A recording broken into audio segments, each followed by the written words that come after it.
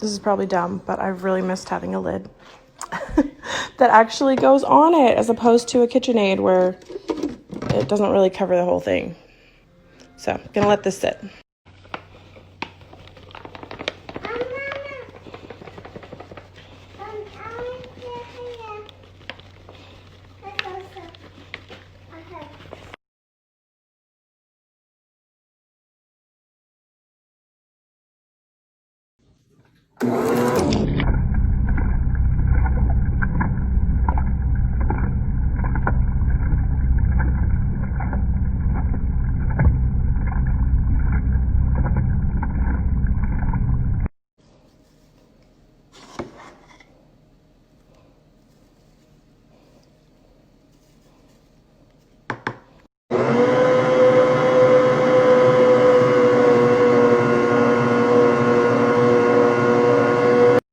I think we're at that soft but not sticky stage. So it's soft, but it's not like sticking to my fingers.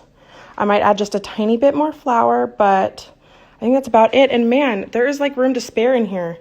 My KitchenAid could never have fit this much. It would be overflowing right now. So that's amazing. Loving that.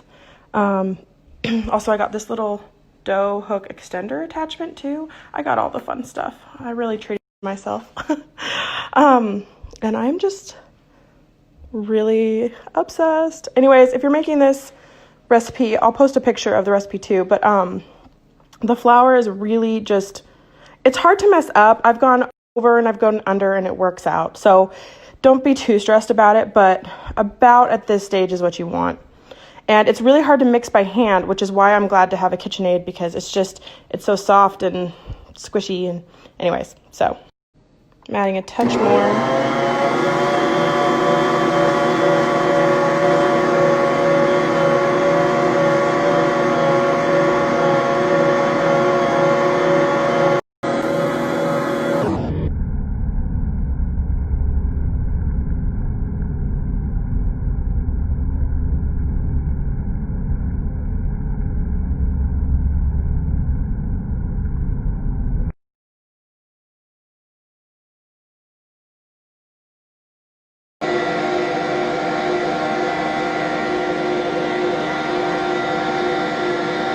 All right, I mixed it only with the KitchenAid mixer.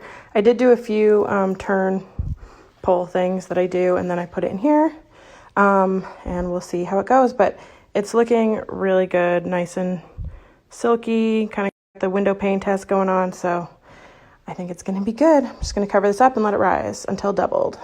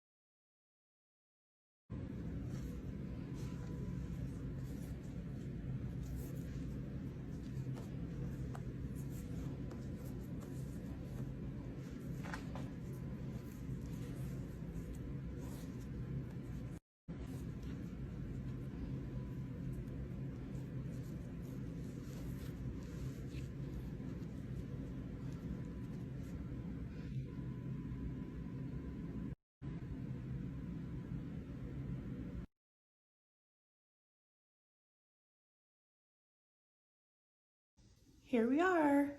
So you can put them freeform on a pan, or you can put them in a loaf. I kind of prefer the loaf, maybe a slightly for eating purposes, but for beauty purposes, I think like gifting and stuff, that this one looks prettier. So last step now is, remember that egg that I reserved? Now I'm going to brush that on top. Oop, that was a big clunk. It's okay. It's okay. But we're just gonna brush this over the top, and it's just gonna give it a really beautiful color when it bakes. And yeah, so I'm gonna go brush all of these, and then they need to rise again until double again, and then you can bake.